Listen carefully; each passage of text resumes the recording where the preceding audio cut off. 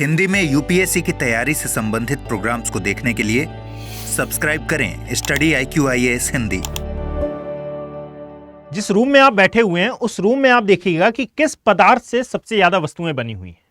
आपको समझ में आएगा कि आपके आसपास जिस आवरण में आप रह रहे हैं वहां पर सर्वाधिक प्रयोग प्लास्टिक का किया जा रहा है। और यदि इस प्लास्टिक की बात की जाए तो इसको नष्ट होने में लगभग 20 से 500 वर्ष तक लग सकते हैं। बावजूद इसके सर्वाधिक प्रयोग में लाया जाने वाला जो पदार्थ है वह है प्लास्टिक। और यह प्लास्टिक आज वर्तमान समय में पूरी की पूरी धरा पर, पूरी पृथ्वी पर इस प्रकार से फैला हुआ है कि इसको कंट्रोल किया जाना ये लगभग ह्यूमन के कंट्रोल से बाहर चला गया है। और इसका मेन कारण है इसके अनुकूलनीय गुण और साथ में इसका बहुआयामी उपयोग।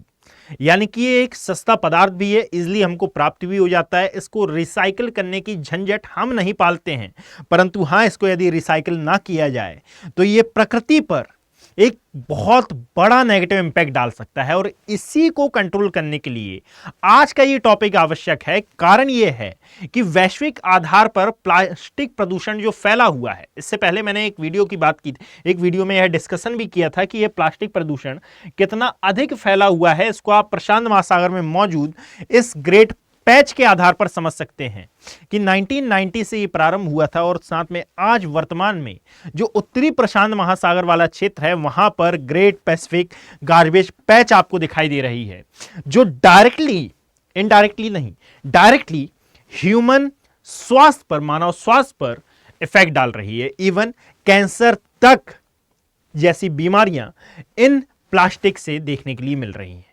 अब इसका कारण मैंने इस वीडियो में डिस्कस कर लिया था। यदि आपने ये वीडियो नहीं देखा है तो आप इसको देख सकते हैं। देखिएगा, वैश्विक स्तर पर प्लास्टिक को कंट्रोल करने के लिए, इसके प्रदूषण को कंट्रोल करने के लिए ग्लोबल प्लास्टिक ट्रीटी ऑर्गेनाइज की जा रही है, जो कि दक्षिण कोरिया के बुसान में आयोजित हो रही है और लगभग 170 से ज्यादा देश इसमें पार्टिसिपेट कर रहे हैं।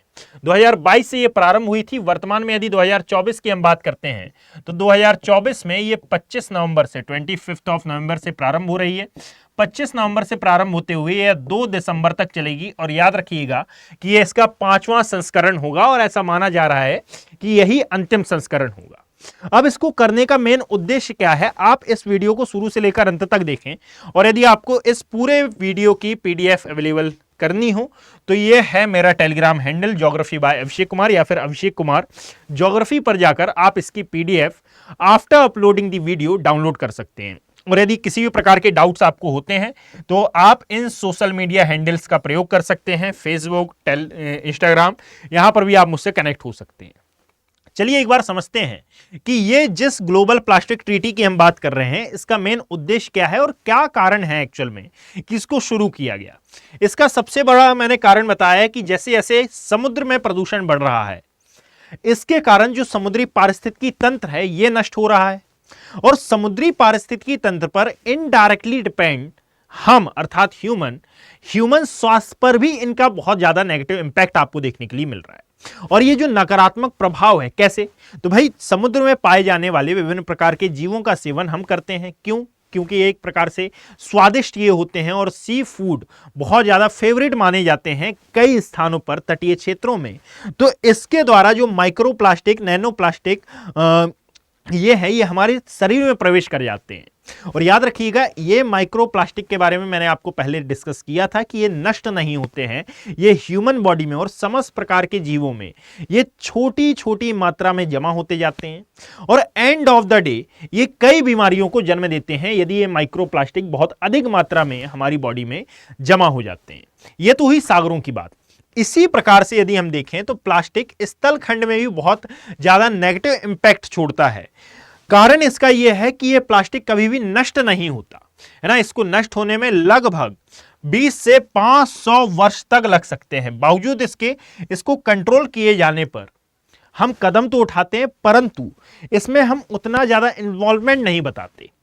और इसका मेन कारण है क्योंकि ये एक सस्ता और साथ में बहुआयामी उपयोग वाला पदार्थ है, अर्थात ये बहुत ज्यादा इजीली अवेलेबल हो जाता है।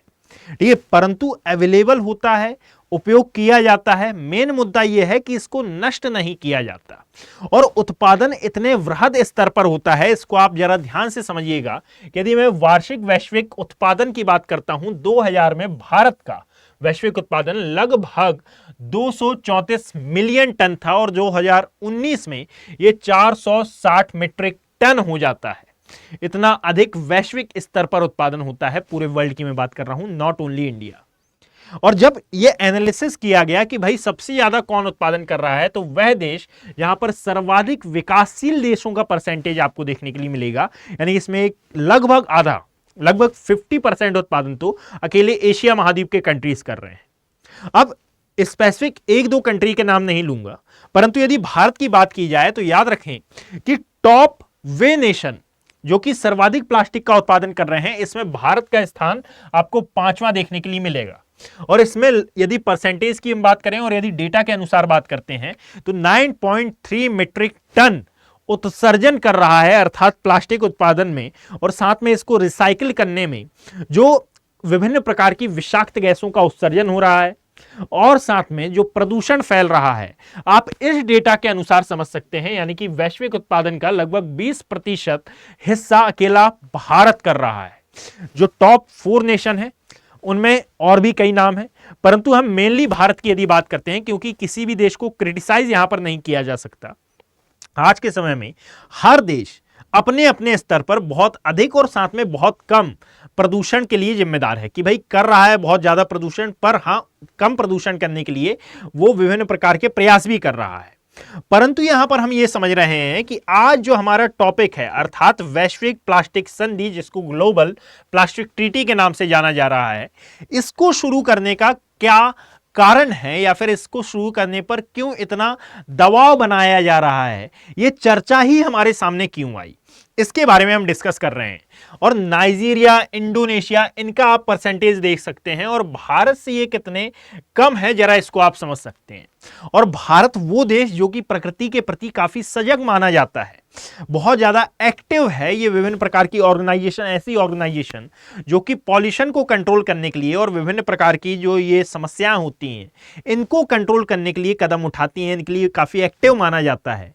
वह देश इतना ज्यादा प्रदूषण कर रहा है। इन सभी कारणों से इस ट्रीटी को शुरू किया जा रहा है। याद रखिएगा, उत्तर अमेरिका महाद्वीप सेकंड नंबर पर है और यूरोप थर्ड नंबर पर हमें देखने के लिए मिलता है। एशिया महाद्वीप, ऐसा नहीं है भाई कि भारत ने ज्यादा प्रदूषण किया है इसलिए एशिया महाद्वीप आपको फर्स्ट नंबर पर दिखाई दे रहा है या फिर 50% यहीं पर है। एशिया महाद्वीप का जब एरिया बड़ा है, इसमें कंट्रीज की संख्या बड़ी है, तो इसका परसेंटेज भी बड़ा है। किसी को क्रिटिसाइज किया जाना यहां पर उद्देश्य नहीं होना चाहिए। और तमाम प्रकार के वह कारण जो कि मैंने शुरुआत में बताया, माइक्रो प्लास्टिक और नैनो प्लास्टिक, इनके द्वारा कहा जा रहा है कि जो ह्यूमंस के मानवाधिकार हैं, जो ह्यूमन राइट हैं, ये कहीं ना कहीं प्रभावित हो रहे हैं। कारण यह है कि ह्यूमन राइट के अंतर्गत स्वस्थ स्वास्थ्य की भी बात की जाती है, और यदि यह स्वस्थ स्वास्थ्य ही प्रभावित हो गया तो किस बात का ह्यूमन राइट। और इसीलिए आवश्यक पड़ रही है अब वैश्विक प्लास्टिक संधि की। इसमें ये 25 नवंबर से प्रारंभ हो रही है, 1 दिसंबर तक ये चलेगी। मैंने पिछली स्लाइड में लगता है 2 दिसंबर की बात कर ली है, तो आप इसको याद रखिएगा कि 1 दिसंबर है ये, 1 दिसंबर तक ये आयोजित की जा रही है। इसका उद्देश्य है वैश्विक स्तर पर प्लास्टिक के उपयोग को कम करना और साथ में कंट्रोल करना, और ऐसे सभी देश जो भी प्लास्टिक उत्पादन में अपनी महत्वपूर्ण भूमिका निभाते हैं, वे देश अन्य देशों को एक प्रकार से सहयोग राशि प्रदान करें। और एक प्रकार से इसको भुगतान नाम दिया जा रहा है कि सर, वे समझ देश जिनका प्लास्टिक प्रदूषण में कम योगदान है, आप उनको एक वित्तीय सहयोग प्रदान कर दें, जिसके द्वारा वह इस प्रदूषण के जो नकारात्मक प्रभाव हैं इनसे उबरने में एक प्रकार से सहायता कर सके। याद रखिएगा, दक्षिण कोरिया का एक शहर है जिसका नाम है बुसान, यहां पर यह आयोजित की जा रही है। और संयुक्त राष्ट्र के विशेषज्ञों का कहना है कि आगामी समझौते में प्लास्टिक चक्र के सभी चरणों, यानी कि जो प्लास्टिक चक्र को आप देखते हैं कि भाई आप प्लास्टिक का प्रयोग इस प्रकार से करें कि प्रकृति को कम से कम हानि होने पाए। इसके लिए आप इकोनॉमी में 3R का लॉ भी पढ़ते हैं, है ना, यानी कि जितने बार भी आपने प्लास्टिक का चक्रण किया, इसको रीयूज में लाया, तो रीयूज में आपने इसकी जो प्रदूषण करने की मात्रा थी इसको हर बार घटाया, परंतु रीयूज करने के लिए आपने या तो उसको किसी अन्य दूसरे स्वरूप में उपयोग किया या फिर उसी प्लास्टिक का आपने बार बार रीयूज किया।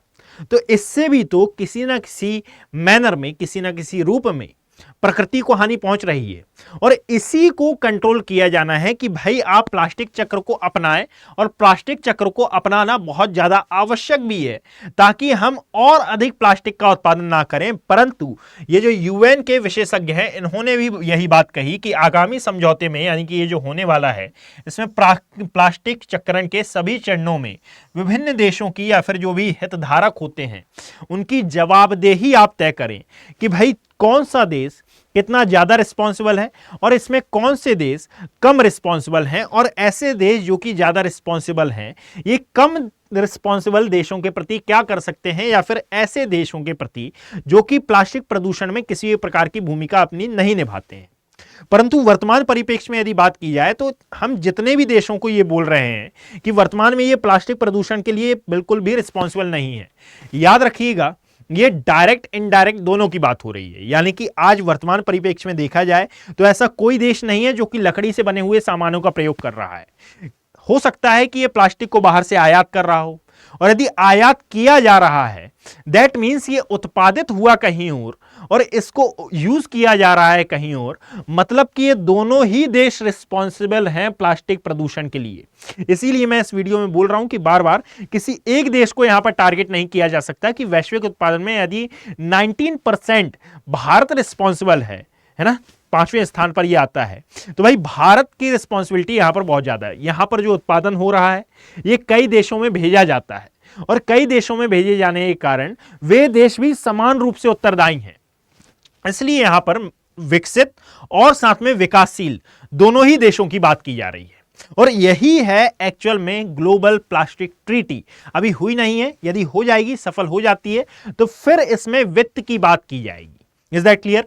इसी में जो यूएन के विशेषज्ञ हैं उनका कहना है कि इन सिद्धांतों को क्रियान्वित करना होगा तथा विकासशील देश, विशेष रूप से वे छोटे द्वीपीय विकासशील देश तथा प्लास्टिक प्रदूषण से ग्रस्त कम विकसित देशों के विशिष्ट संदर्भ में मानव अधिकारों की रक्षा के लिए उपयुक्त प्रभावी अवशेष प्रबंधन उपाय, और साथ में जो इंडस्ट्रीज होती हैं, जो प्रौद्योगिकी होती हैं, उनके कार्यान्वयन का समर्थन करना होगा कि भाई आप किस प्रकार से इसको कंट्रोल करने के लिए कार्य कर रहे हैं। और साथ में समुद्री पर्यावरण को ठीक करने की भी यहां पर बात की गई है, जिस प्लास्टिक गाइल की, यानी कि ग्रेट पैसिफिक गार्बेज पैच, जिसके बारे में मैंने ऑलरेडी वीडियो बना दिया है ना, इससे भी आप समझ सकते हैं कि अब सागर क्षेत्र भी प्रदूषित होने लगा है, और इसीलिए हमको यह ट्रीटी लाया जाना आवश्यक है। ये जो नाम लिखे हुए हैं, उत्तर और दक्षिणी प्रशांत महासागर गाइल, उत्तर और दक्षिणी अटलांटिक गाइल, यानी कि मैंने केवल यहां पर यह बताने का प्रयास किया है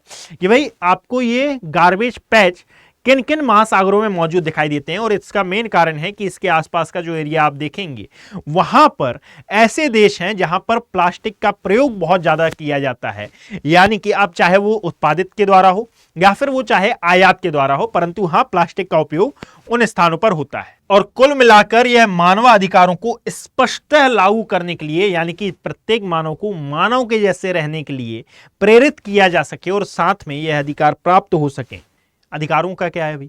क्योंकि प्रदूषण है। यदि मैं दिल्ली एनसीआर की बात कर लेता हूं तो दिल्ली एनसीआर में क्या समस्या है भाई? सबसे ज्यादा प्रदूषण है। क्या प्रदूषण में एक स्वस्थ हवा विद्यमान रह सकती है? और यदि नहीं रह सकती तो यहां पर कहीं ना कहीं मानव स्वास्थ्य पर इफेक्ट पड़ रहा है। और मानव स्वास्थ्य को यदि हम मानवाधिकार से जोड़कर देखते हैं तो यह अधिकार दिया तो गया है ना कि आपको स्वस्थ हवा प्रोवाइड हो, और यदि ये नहीं प्रोवाइड हो रही है दैट मीन्स हमारे मानवाधिकारों का कहीं ना कहीं उल्लंघन आप देख रहे हैं। इसीलिए इनकी भी बात यहां पर की गई है। याद रखिएगा कि यह ट्रीटी यदि पास होती है तो यह समस्त देशों की रिस्पॉन्सिबिलिटी होगी, ना कि एक देश की। ठीक है, जो प्लास्टिक चक्र है इसकी भी यहां पर बात की गई है। अब यदि यह लागू होती है तो देखना यह होगा कि भाई भारत की इसमें क्या नीति रहती है, और साथ ही साथ भारत इस नीति के संदर्भ में अपनी क्या भूमिका समझता है। Is that clear?